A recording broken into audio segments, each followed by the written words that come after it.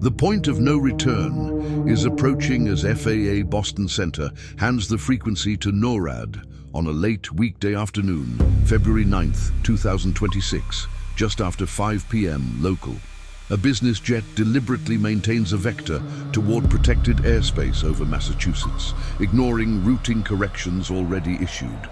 The violation is active, closure is measurable, and the margin is shrinking, without saying how this ends.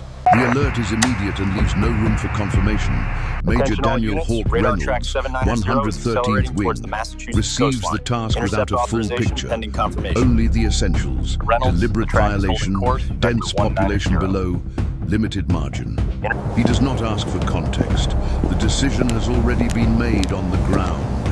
What remains is to take the problem into the air, where time compresses and avoidance is no longer an option. He moves through the operational corridor without slowing, passing spaces built for speed, not reflection. Every step shortens the distance between decision and execution.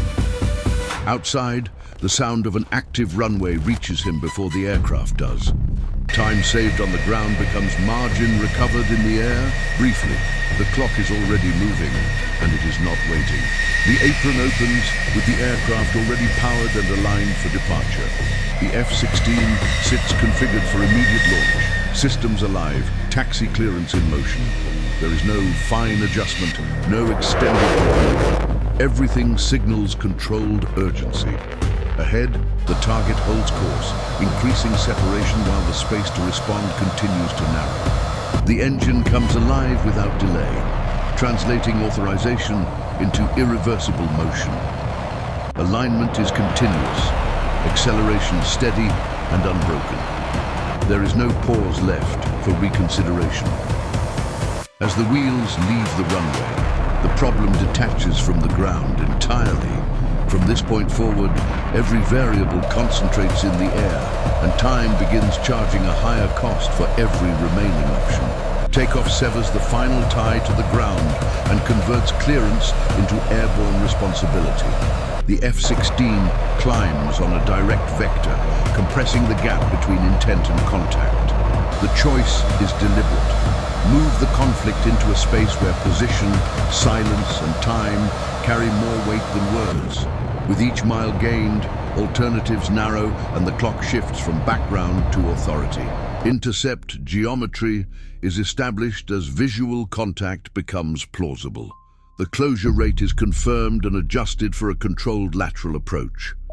Sensitive airspace remains below, the intruding aircraft maintains its incompatible vector, and distance continues to fall.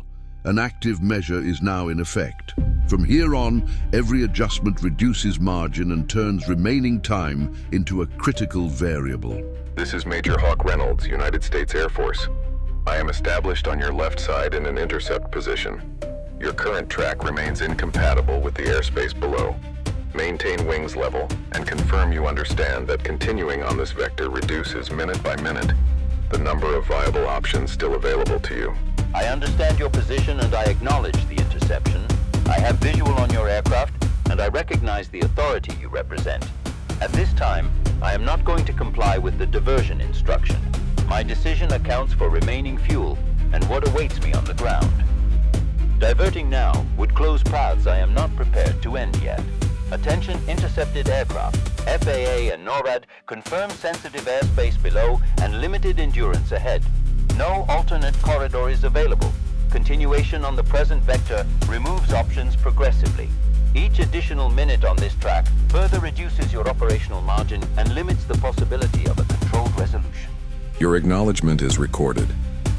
From this position forward, there is no gain in distance or time available to you. Remaining on this vector transfers full responsibility for the next restriction to your conscious decision. I will maintain lateral escort. The space ahead does not open, it closes faster. I know the space is not going to open. That is exactly what weighs up here. On the ground, everything has been closed for months. Contracts gone, debts stacked, people waiting for answers I do not have. If I land now, it is not just the flight that ends. It is everything else. I need time, so the decision is not final yet. Time does not change outcomes. It only shifts the moment they assert themselves. Your remaining fuel does not buy alternatives. It delays their loss. Staying airborne increases risk below and compresses your own margin. I will remain alongside to ensure the next decision is executable. The choice is still yours, but the interval to hold it is narrowing. Be advised. Updated estimates place your remaining endurance inside a progressively critical window. No additional operational margin will exist beyond this point. Continued flight now directly impacts safety below.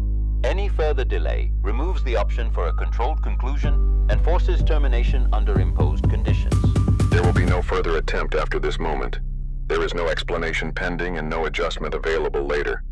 If you maintain this track, the next action is not intended to persuade you.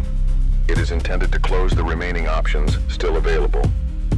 I am moving forward to a crossing position to make clear that the time to decide is now, not later. If I accept escort now, I take everything at once. The failures, the broken agreements, the people who depended on me. There is no space left to explain anything on the ground. Up here at least, I decide when it ends. But the silence is heavier than I expected, and holding it is starting to cost more than I can carry. Control is not choosing when it ends. Control is choosing how it ends. What matters now is not your situation on the ground, but the airborne consequence of the next minute. Remaining here removes the option for a controlled descent and transfers the outcome to factors you no longer manage. One viable path remains, and it requires immediate acceptance of escort. Intercepted aircraft, be advised. All remaining flexibility is terminated at this point. No further advisories will be issued, and no additional time will be granted. The next phase authorizes execution only. Confirm now whether you accept escort for controlled descent to the designated airport. Silence from this moment forward will be interpreted as a conscious refusal. Understood. Fuel no longer gives me a real choice, and what lies below now weighs more than staying up here. I accept escort for controlled descent to the designated airport. I am making this decision now, aware that once descent begins, there is no remaining path back from it. Escort accepted. Maintain wings level and begin gradual reduction as directed. I will remain on your left side throughout the descent to preserve safe separation. From this point forward, the procedure is single path and continuous. Any deviation reintroduces unnecessary risk. Follow my visual references and confirm each adjustment is executed. Control confirms the designated airport is cleared and ground coordination is in progress. No conflicting traffic is present, and the area below has been isolated for the procedure. Remaining time demands precision. Continuous execution without interruption preserves a controlled outcome through landing. Limit communications to essential instructions only. Reducing as instructed.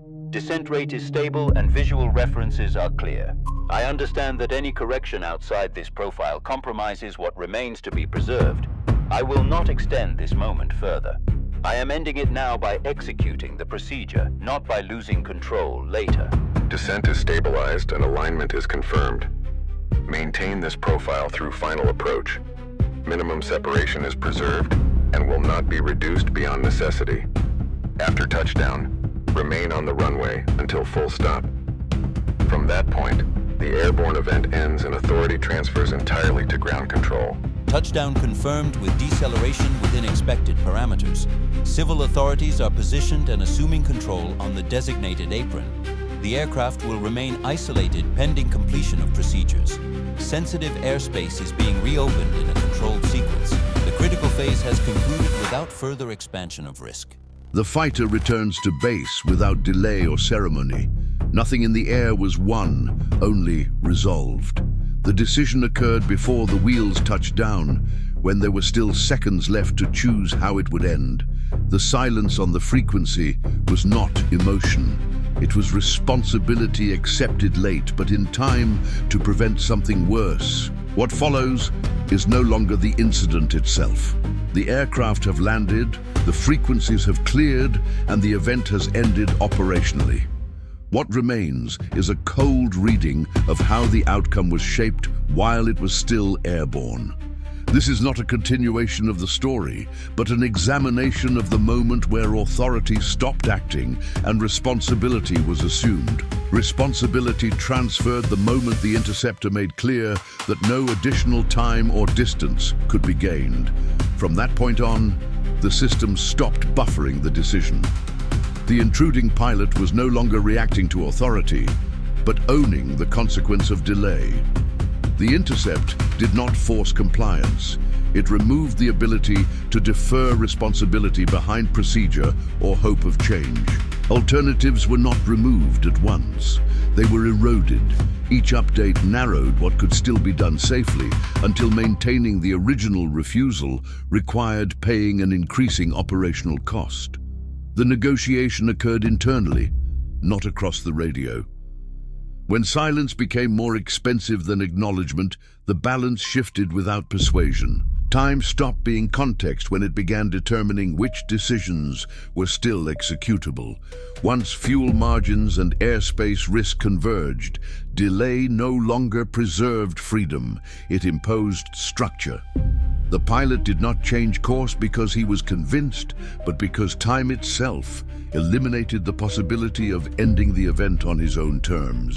Verbalizing acceptance marked the rupture of resistance. Speaking the decision was not for the system, but for the pilot himself. Until that moment, intent could remain abstract. Once stated, it became binding. The act of saying it closed the internal debate and converted uncertainty into an executable path forward.